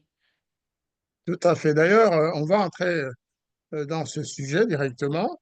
J'ai un article qui, justement, ça date Non, de... j'ai quelque chose à dire par rapport à... Je vous en prie, mais l'article est là quand même avec cette Non, oui, photo. voilà, par rapport à Maître Mengue, parce que Maître Mengue, j'ai une anecdote, je ne sais pas si c'est Maître Mengue, ça serait menti, mais je crois, c'était dans les années 90, il y a un Rwandais qu'on avait arrêté à l'aéroport de Bruxelles. Donc, c'était un trafiquant de drogue, hein, dont je ne le cache pas. Et puis, on l'a coffré. Et du coup, on lui a demandé, c'est quand la cabale contre Abiyarimana avait commencé, et puis un juge lui dit, on lui présente devant le juge, et le juge lui dit, je vais vous présenter un avocat. Bon, d'accord, le monsieur est allé voir l'avocat, et l'avocat lui dit, écoutez, monsieur, vous accusez la famille Abiyarimana. Moi, ce que je vous dis, c'est le monsieur, c'est le jeune homme qui m'a raconté ça. Vous accusez la famille Abiyarimana que c'est elle qui vous a confié la drogue. Et puis, ici, on va vous loger, on va vous donner un appartement, on va vous donner tout, on va vous donner du travail, tout et tout et tout. Le jeune homme a dit, je préfère croupir, moi, je ne vais pas mentir. Et il était du sud, s'il vous plaît. Donc, non, tout était calculé. Parce qu'il voyait que s'il était du sud du pays, automatiquement, il allait accuser le président Abiyarimana. Ça n'a pas marché. Donc, Maître Mengue... Vous voulez dire du sud du Rwanda? Du sud du Rwanda, je voulais dire du sud du Rwanda. Voilà. Parce qu'à l'époque, ils savaient que le sud et le nord, il y avait... Voilà. Et du coup, donc, Maître Mengue, ces turpitudes maintenant sont connues. Moi, je pense qu'il a dit que les ajustements de Ndaïwel vont prendre, il espère que les ajustements de Ndaïwel vont prendre fin. Nous aussi, on espère que ces turpitudes vont prendre fin un jour. Mais par contre, c'est que je vais insister aussi là-dessus. Mamassif a dit la population, mais moi, j'insiste aussi sur le gouvernement, parce que quand même, c'est une autorité de l'État. Il est en train de saper le service de l'État. Moi, je pense que l'État aussi, le gouvernement congolais devait faire quelque chose. Non, non, parce qu'il ne peut pas continuer à agir dans l'impunité comme ça. Je vais parler de Maître Meng. Voilà, on va aborder le troisième point. À travers cet article, il est vrai, on va pas, on a déjà parlé de ce sujet hein, par ailleurs. Maintenant, il semble qu'il y ait quelques éléments d'identification qui nous permettent de comprendre l'ampleur de cette infiltration et de de tous les dommages que cela a pu causer quand même à la RDC. Vous voyez sur la photo les trois personnages qui ont été arrêtés par la DEMIAP, arrêtés à Lubumbashi, je pense, et puis transférés à Kinshasa. Il faut savoir que madame ici travaillait à Kinshasa comme commissaire en chef. Si mes souvenirs sont bons, donc ils sont trois. Trois infiltrés collaborateurs des terroristes du M23 tombés dans le filet de la détection militaire des activités anti-patrie, en sigle DEMIAP. C'est-à-dire, on est dans la maison du général Ndaïwel. La question posée par Maman Sifa est tout à fait pertinente. Pourquoi c'est maintenant qu'ils choisissent de l'attaquer directement? Mais en fait, le général Ndaïwel a commencé à arrêter des gens de cet acabit depuis qu'il est là. Hein. Et même avant lui, on a connu ça. Ils ont été arrêtés le 9 novembre, c'est-à-dire il y a 3 semaines, à Lubumbashi, où ils planifiaient les activités subversives contre la nation et aussitôt transférés à Kinshasa pour être entendus. Mais je rappelle que madame travaillait à Kinshasa comme commissaire en chef. Alors, le troisième ici n'est pas d'origine rwandaise, mais les deux, oui. Ces deux. Le premier, ou plutôt madame, s'appelle Françoise Munya-Luguerero, directrice nationale adjointe de la protection civile à la police nationale congolaise. Très important poste. Oui. Emmanuel Nzungize, là ils ont mal écrit son nom, mais en fait c'est Emmanuel Nzungize Wakagara. C'est pas Kangura, c'est Kagara. C'est un moine Kagara d'ailleurs, du même clan que Paul Kagame directement, mais alors c'est pas loin, c'est vraiment le même clan direct de Paul Kagame et ils sont très très proches. Directeur général de l'entreprise Tukenga, dont le siège est à cheval entre Goma et Gisenyi. Et le troisième, donc, M. Lenga Gana Wakom, ancien directeur AI de la Régie des eaux au Katanga. Des cadres et pas de moindre qui inspirent respect. C'est le moins qu'on puisse dire. Voilà. Alors, d'après ce que vous connaissez de ces trois personnages, est-ce qu'il y a du nouveau par rapport à ce que nous avions annoncé la dernière fois? Moi, je n'ai pas d'écho. Hein. Moi, je n'ai pas d'écho. Mme Sifa, avez-vous du nouveau? Ben, j'ai suivi certains youtubeurs qui parlaient plus, mais je pense que vous êtes bien placé pour nous donner plus de spécificité sur les informations supplémentaires. Mais quand même, on voit que ce sont des gens, ce sont parmi ces gens, moi que je dis, qui sont au Congo, mais qui ne travaillent pas pour le Congo, mais qui travaillent pour le compte de notre État. Mais je pense aussi, je ne peux pas dire qu'ils travaillent pour un autre État, dans le sens où ce sont ces gens qui pensent qu'en créant l'insécurité au Congo, ils vont prendre le pays et ils vont diriger. Moi, je pense, oui, on va travailler avec l'autre État pour déstabiliser et après, c'est nous qui vont prendre la place. Mais en cherchant beaucoup, on perd tout parce que je pense être général adjointe de la protection civile au niveau national. Ce n'est pas un petit poste, mais je ne sais pas si l'autre cherche à être peut-être la vice-présidente ou la femme du président. Je ne sais pas, en tout cas, moi je trouve que c'est trop vouloir quand vous occupez un poste de responsabilité, d'ailleurs de protection des gens et puis vous cherchez toujours à déstabiliser cette même personne que vous êtes censé de protéger. Donc, c'est dommage et ça montre combien nos institutions sont infiltrées jusqu'à à la moelle épinière, si je Ça peux rejoint dire. ce que j'avais dit la fois passée. J'avais dit lors d'une émission, c'est pas la fois passée, mais je l'avais dit dans une émission comme ça. Je disais qu'il y a des gens qui sont au Congo, qui sont dans l'administration congolaise, mais en réalité, qui ont une âme rwandaise. C'est-à-dire, ils sont là pour travailler pour le Rwanda, ils ne sont pas là pour travailler pour le Congo. Il a occupé un poste comment dirais-je, une haute fonction de l'État, il est commis de l'État, mais en fait, son âme, je suis ici, mais en état ailleurs. Donc là, je suis là, mais vous pensez qu'il travaille pour vous, alors qu'il est ailleurs. Et c'est ce genre de choses. Mais pauvres Congolais, justement, qu'on débarque. Moi, je dis, bon, pauvres Congolais, pourquoi? Parce que ces gens-là, je suis désolé, ils suivent. Ils suivent ils entrent dans une mouvance dont ils ignorent le tenant et les aboutissants. Alors, pour parler de ces deux personnages, la dame en bleu et le grand monsieur, monsieur Kagara, justement, les informations que j'ai pu recueillir vraiment m'ont laissé sans voix. Parce que ces gens, d'abord, la dame, elle est très, très importante dans l'administration policière de la RDC. Très importante, elle pouvait rencontrer n'importe quel général. En plus, c'est une dame, vous savez, les dames ont des facilités dans ce sens-là. Elles peuvent avoir des relations amicales, elles peuvent aussi avoir des relations autres, Intime. intimes, si on peut dire. Mais bon, on ne va pas lui prêter ses intentions parce que c'est une dame qui travaillait vraiment pour le gouvernement de Kigali.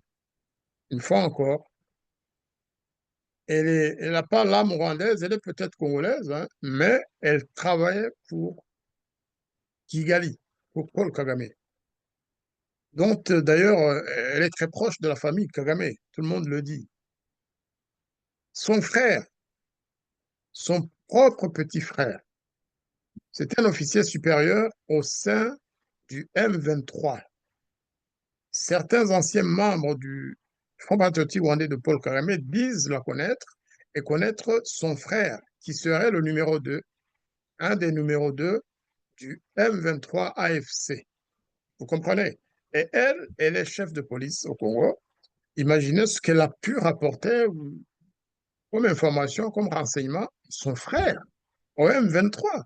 Il faut vraiment penser à ça. Donc, bon, je suis sûr que la DEMIAP s'occupe de ce dossier et la justice aussi. Mais il faut aussi imaginer, hein, n'est-ce pas, l'ampleur des dégâts que son rôle, si cela est confirmé, parce qu'elle est toujours apparemment présumée innocente, mais elle a tout avoué, hein, elle a tout avoué, elle a raconté tout ce qu'elle a fait à Goma, tout ce qu'elle faisait à partir de Kinshasa, les rencontres avec des officiers, voilà, congolais, mais d'origine Tutsi ou Banyamulenge ou autre d'ailleurs. Elle a connu à l'époque M. Nanga, parce que lorsqu'on remonte plus loin, on voit qu'elle a des relations aussi avec Nanga. Le monsieur qui s'appelle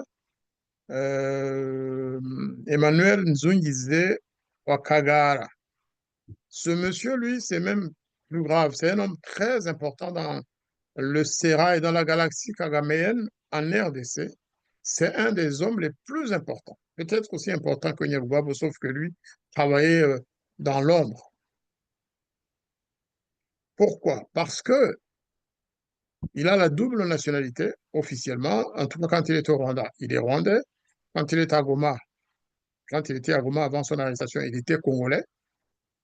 Il avait des bureaux à Goma et à Gisenyi, et principalement à Gisenyi d'ailleurs, parce que il était chargé d'achat et de vente et d'exportation du café congolais, du café et des autres produits agricoles du Nord Kivu.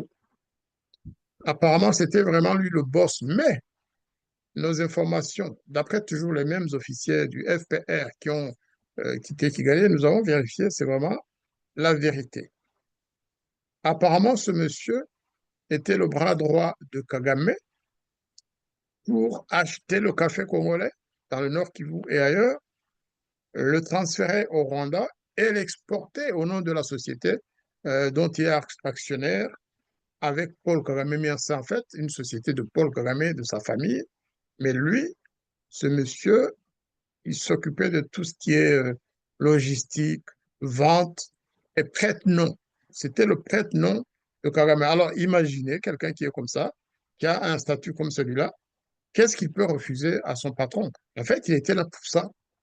Il était là pour ça. Et lui aussi, d'ailleurs, est membre de AFC.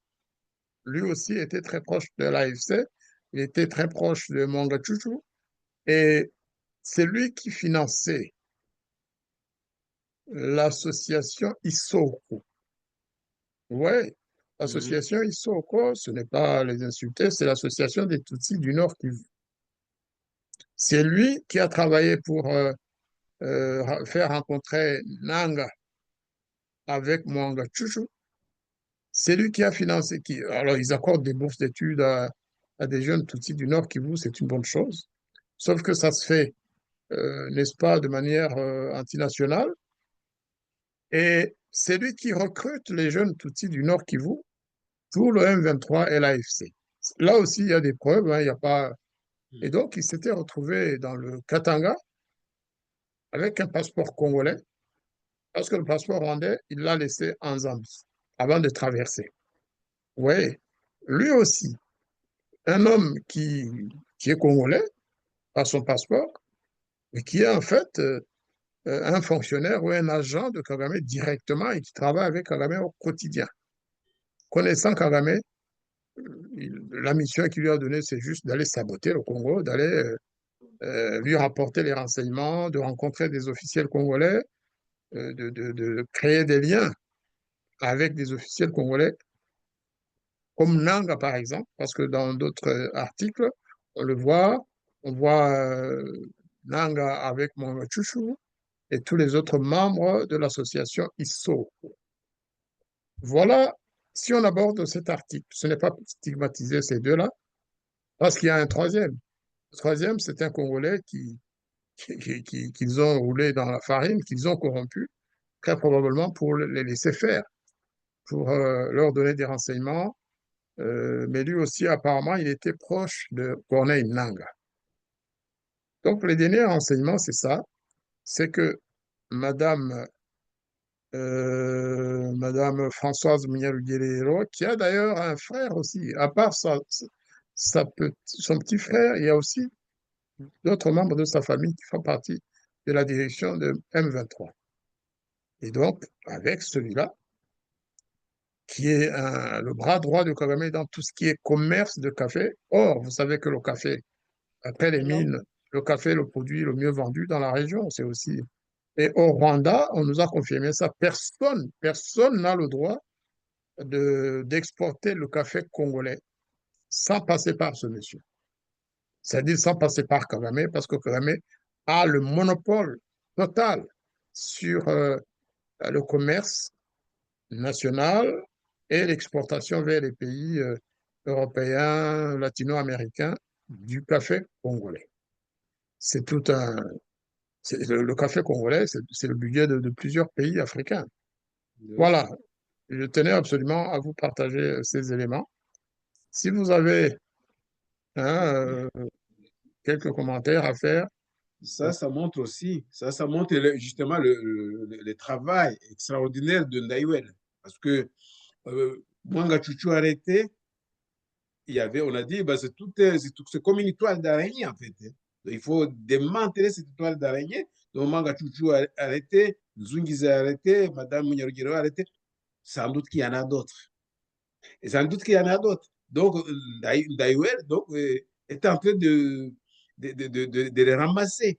Ben oui, donc c'est ça en fait, c'est pour ça qu'il est la cible. C'est normal qu'il soit la cible. Et puis pour revenir sur l'avocat, je suis obligé de revenir sur lui. Ça veut dire pourquoi Ndaïwel? Ça veut dire qu'ils étaient justement en préparation, c'était en perspective de l'attaque sur Uvira. C'est tout ça qu'ils ont anticipé. Ils travaillent toujours par anticipation. Ils anticipaient cette attaque qui allait venir. Donc, ils allaient crier au fort que un génocide est en train d'être commis. En fait, c'est ça.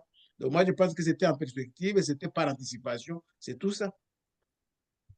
Voilà, je pense que vous avez vraiment donné tout ce qu'il fallait comme explication. Maman Sifa, est-ce que vous aurez un complément sur le cas justement de ces trois arrêtés infiltrés du FPR, de l'AFC et du M23? Ouais, ben, effectivement, avec le temps. Donc, dans les 30 dernières années, je peux dire depuis 96, euh, le Rwanda, depuis que le Rwanda avait attaqué le Congo, avait tout préparé, donc tout installé les pions, la destruction. J'ai suivi les discours du président actuel du Burkina Faso. Il expliquait comment les impérialistes ont infiltré l'armée, les institutions, tout ça, et c'est copié-collé de tout ce que Kagame a fait au Congo. Donc, il a infiltré les institutions, l'économie, la santé, l'éducation, tous les systèmes. Comme ça, quand il voudra faire quelque chose au Congo, il va marcher comme s'il marchait, il allait dans sa chambre. Donc le Congo est devenu une deuxième chambre du Rwanda et c'est pourquoi on voit qu'il soutient les rébellions RCD et il soutient des rébellions qui s'interchangent sans que l'État congolais ait la possibilité de se défendre ou de restaurer la paix. Euh, donc, c'est un plan qui a été fait. Ils ont planifié ça, Kagame, avec tous ces gens qui lui soutiennent, les Occidentaux, les personnalités comme l'avocat. Euh, donc, c'est Bernard, l'avocat, oui. Donc, Mengue, oui, Maître Mengue, oui. oui, le Bernard Mengue. Donc, je pense que oui, on est choyé d'avoir des hommes comme Ndaïwel, mais il faut savoir que ce n'est pas un plan qu'ils viennent de planifier aujourd'hui. Ils ont planifié depuis 96. Donc, ça ne sera pas facile de déboulonner, si je peux utiliser les termes, dans une journée, dans un mandat ou des mandats. C'est un processus à long terme, mais qui exige la vigilance de tout le monde, que ce soit de la population, et que ce soit la vigilance des hommes politiques, mais sur cette vigilance, spécialement des hommes politiques, comme M. Jean-Claude l'a dit, il faut que aussi le gouvernement cherche le moyen de protéger ses fils qui sont en train de travailler pour l'intérêt du peuple, tel que M. Mengue, parce qu'il est Ndaïwel, du moins, qui est en train de faire, qui est en train de barrer la route aux ennemis de la paix, mais aussi protéger nos jeunes Ouazalendou, de protéger l'armée. Parce que si vous aurez le temps de suivre le discours de M. Du président de Burkina, il parle bien comment les institutions essentielles sont négligées et pas parce qu'il n'y avait pas le moyen, mais c'était quand même un des plans. D'abord, vous détruisez l'éducation. Et quelle serait la classe politique des dirigeants du demain? C'est foutu.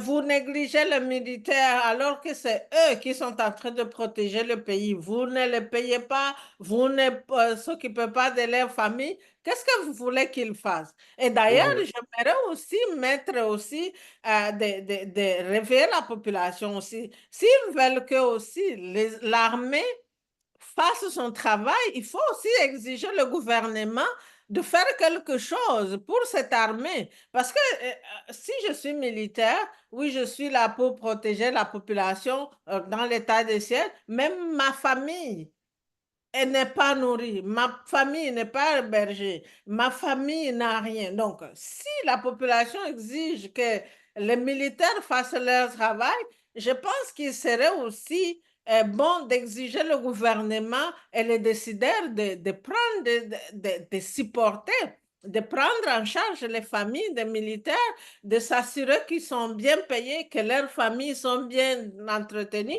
Comme ça, si le militaire va sur le front, il ne s'occupe pas il ne s'inquiète pas de sa famille parce qu'il sait que l'État s'occupe bien de sa famille, mais il va s'occuper du travail, de défendre d'autres familles. Donc, je pense que oui, on va exiger le gouvernement à restaurer la paix, mais aussi il faut qu'ils prennent ses responsabilités. Je parle aux décideurs aussi, les décideurs, les gens, les parlementaires, les hommes politiques. Donc, il faut protéger le fils du pays comme M. Ndaïwel, mais aussi il faut restaurer l'autorité de l'État en prenant soin de nos institutions, de nos hommes, de nos militaires, de nos azalènes, de nos enseignants, de nos docteurs, de toutes les institutions. Parce que si on ne fait pas ça, et la population doit exiger ça. On ne doit pas juste exiger la levée de l'état de siège sans exiger aussi de reconstruire les autres institutions. Parce que ce n'est pas seulement la levée de l'état de siège qui va résoudre le problème. Il y a beaucoup de choses à résoudre et c'est pourquoi quand on exige la levée, on doit exiger aussi la prise de conscience de nos autorités, mais aussi de prendre des décisions qui vont promouvoir la paix. En tout cas, c'est ça, je pense. C'est le discours d'Obama. Obama avait fait un discours, sauf que, bon, il a fait ce qu'il a fait, quand on pense à ce qu'il a fait en Libye, avec l'aide de Sarkozy, voilà, avec Sarkozy. Mais bon, mais il avait posé quand même un discours, je ne sais pas s'il était au Ghana ou en Égypte, où il avait dit que l'Afrique n'a pas besoin, nous n'avons pas besoin des hommes forts, nous avons besoin des C'était au Ghana. institutions fortes. C'était au C'était Ghana, au Ghana, 100%. il me semble-t-il, c'était au Ghana. Donc ça, c'est très important. Et c'est pour ça que j'avais dit d'ailleurs que Tshisekedi est tenté de tracer la route du général Rawlings, parce que Rawlings vraiment a créé des institutions fortes, garde à ceux qui vont le remplacer, ils vont continuer sa lancée, qui vont tripoter ce qu'il a fait, ou saper ce qu'il avait fait. Donc, les institutions fortes. Donc, mais malheureusement, Tshisekedi, malheur à lui, parce que il n'a pas le temps de construire ces institutions fortes parce que justement, la guerre lui est tombée dessus, mais il peut toujours essayer. Les institutions fortes, ça veut dire, ça peut être la justice, justement, qui fonctionne, et les juges qui sont bien payés, les greffiers, etc., l'armée, et tout consort. Non, le médecin, le corps médical, justement, aussi et tout consort. Dans les institutions fortes, on n'a pas besoin des hommes forts parce que l'homme va partir. Mais quand vous avez mis en place une institution forte, là, et puis ça va continuer, l'État va continuer à fonctionner. Voilà, donc moi je pense que c'est très important. Très bien. Écoutez, je vous remercie beaucoup pour votre contribution de ce soir. Mais naturellement, si vous avez des messages complémentaires à passer, je vous cède la parole pour vous adresser aux autorités congolaises, à qui vous voulez, aux autorités provinciales, à nos amis de la société civile, aux Wazalendo et à d'autres qui méritent vraiment qu'on les encourage et qu'on soit à leur côté pour faire nos analyses. Nous sommes là pour non pas les guider vers quoi que ce soit, mais pour partager avec eux nos analyses et leur montrer que nous nous soucions de la paix et de la sécurité dans la région des Grands Lacs, Congo, Rwanda, Burundi et autres. À vous la parole, Mama Sifa, si vous avez un autre message. Ouais. Je vais me permettre d'emprunter le mot que le président de la République a utilisé, de dire que nos ennemis vont continuer à mordre la poussière. Dans son discours qu'il a prononcé à Lubumbashi. Donc, le fait que les étrangers essaient de s'attaquer au fils du pays, cela montre qu'ils continuent de mordre cette poussière et ils vont toujours échouer.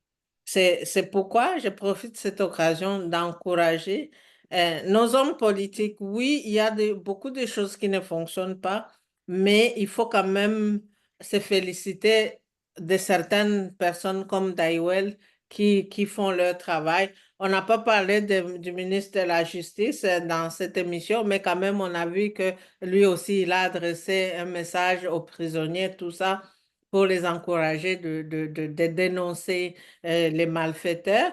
Et c'est dans ce cadre aussi que je continue à encourager la population congolaise de continuer à travailler avec les autorités. Il y a beaucoup de choses à faire.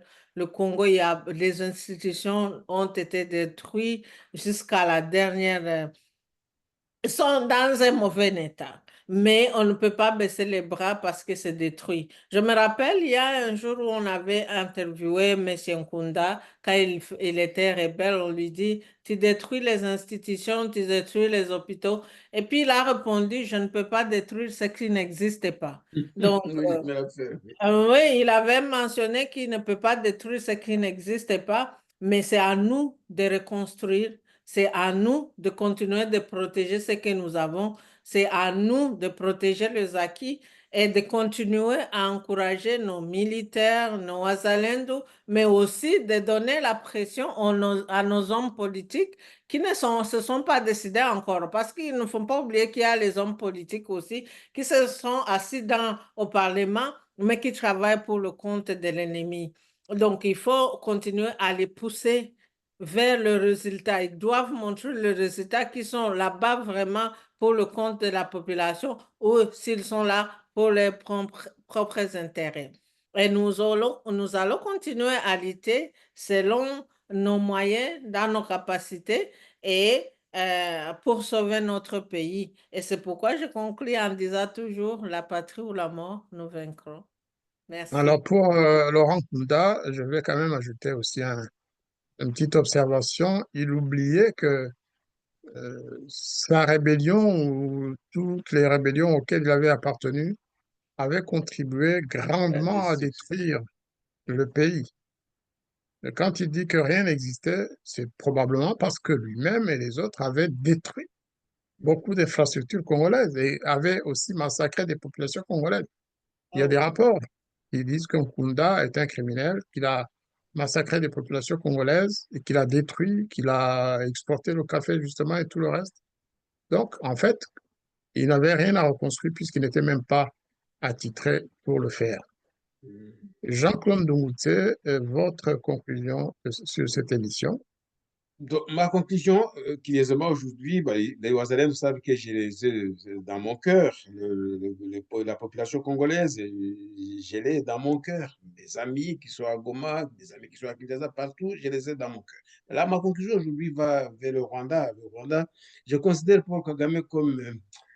j'aime lire parce que quand on a fait le latin, on aime l'histoire romaine. Donc ici, on a la chance de tomber dans un pays où on a des livres. Donc là, j'ai des livres sur l'histoire des maîtres de Rome. Des maîtres de Rome. Donc je compare Kagame comme l'un de ces généraux de la Rome antique, quand c'était la petite cité qui gouvernait les Italiques, hein, parce qu'ils gouvernaient toute la péninsule. Mais c'est la cité qui gouvernait. Mais ces généraux, justement, s'est tapé dessus jusqu'à ce que... Il y a un général qui s'appelle Marius qui m'a marqué, Caius Marius. Il a combattu, c'était un beau général, un combattant. Il avait son second qui s'appelle Cornelius. Je vous apprends pas l'histoire, je suis sûr que vous connaissez cette histoire.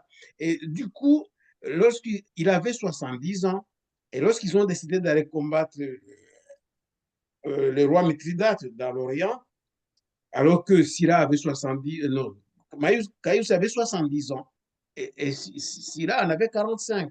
C'était un bon général aussi.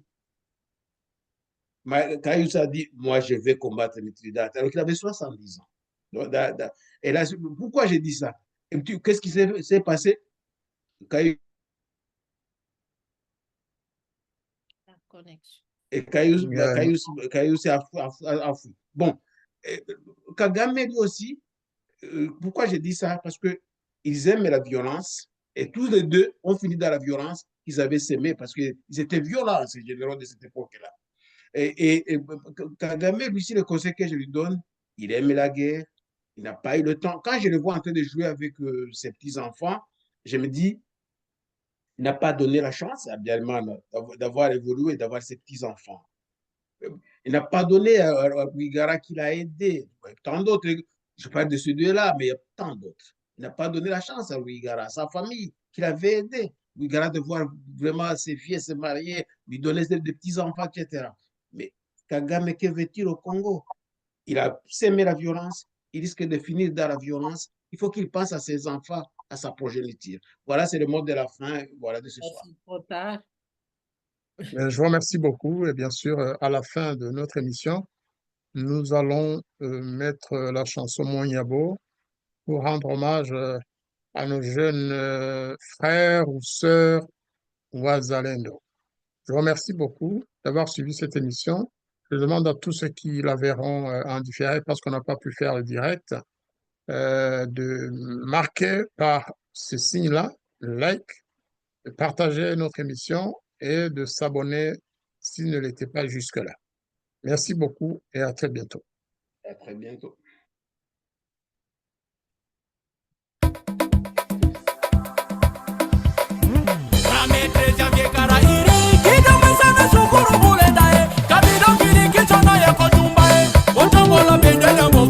VDP, l'ensemble de toutes les matières premières. Les vrais patriotes, l'espoir de toute une nation. Appelle-moi le King Sisley, tu vas bien dire. Terminator.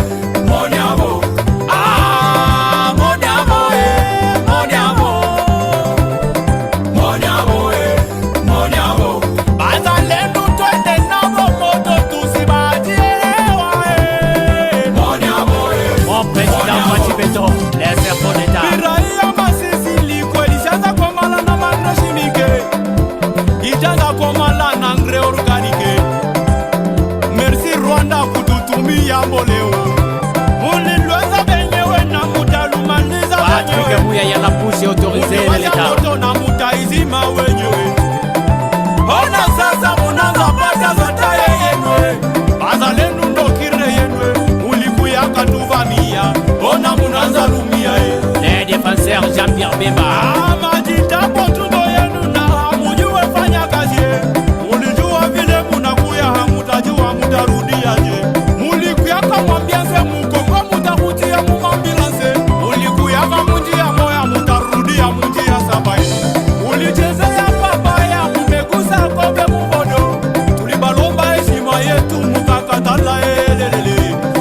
Tunaanza ikamata kwa kinguvu ya Samaro ale machano na birikoliko mupige shenzi zongeza bango esika bautakie jamje karairi na shukuru kule ndamo beta Mungu nae zongeza bango esika bautakie zongeza bango esika bautakie mama zongeza bango esika bautakie kidoshi mirai na yako tuwa Obeda Mungu nae zongeza bango esika bautakie kirikijo mirima na kabido mupige shenzi baba zongeza bango esika bautakie no wano vambere nani mezi kangonga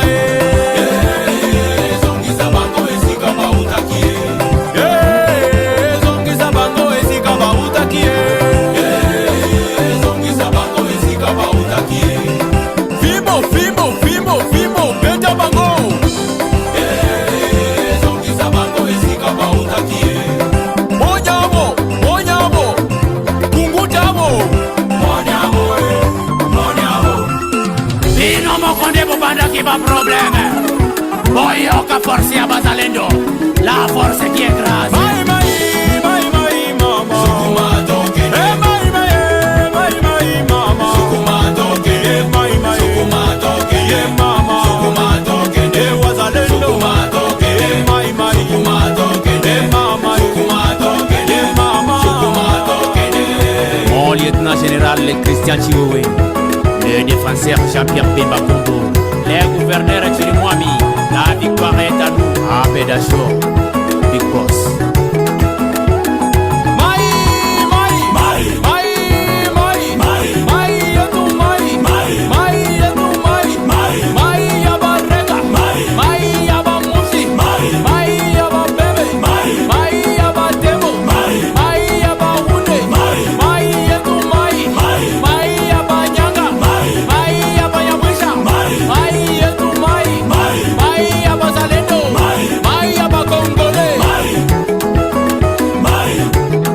Sabereka, Yaché, Yuli Oye, mon colonel B50, colonel Patrick le vrai moment, financier sa débat, Bokon Severé Matunda, le Wissi Bauma, leader Kwaza, Marc Maving, Charles Cheke, Darcy de Mounir, Gobi Misika, les fils de son père, mon frère Bantu Pandaleo, Marcelin Ezra, Chéri Abato, Alex Yakilimali AA, Maladox, mon petit Faxon, Socrate Bin Sadiki, Majus Defender.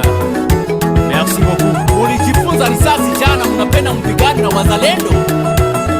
Moko sambwa, mutanyamaza, mutatampika mpofu, mungashalandwange. Mwasinda mirepacha surania mwana malea, mungachachuka, mungaenda mwamafi. Jimanga Kanefu, Alto Anasa, l'officier de la nouvelle génération. Et appelle-moi le King Titulain, Dimbaï Mian, c'est le Castafior, Azig Zag, Wamwela, Fionto, Makashashama Vereke.